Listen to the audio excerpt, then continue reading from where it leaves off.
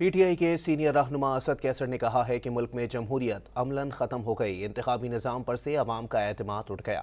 उन्होंने 1973 के आइन को असल शक्ल में बहाल करने का मुतालबा कर दिया। मज़ीद क्या कहा, आप भी सुनिए।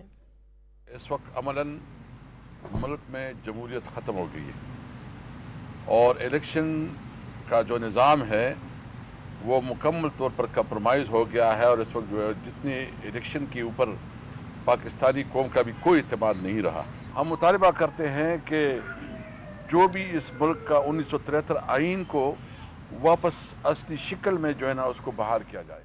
PTI के सीनियर रहनुमा असद कैसर ने कहा है कि मुल्क में जमहूरियत अमलन ख़त्म हो गई, इंतखाबी निज़ाम पर से अवाम का एतमाद उठ गया।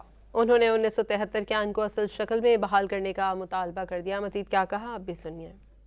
इस वक्त अमलन मुल्क में जमहूरियत ख़त्म हो गई है और इलेक्शन का जो निज़ाम है वो मुकम्मल तौर पर कंप्रोमाइज़ हो गया है और इस वक्त जो है जितनी इलेक्शन के ऊपर पाकिस्तानी कौम का भी कोई इत्मीनान नहीं रहा। हम मुतालबा करते हैं कि जो भी इस मुल्क का 1973 आइन को वापस असली शक्ल में जो है ना उसको बहाल किया जाए।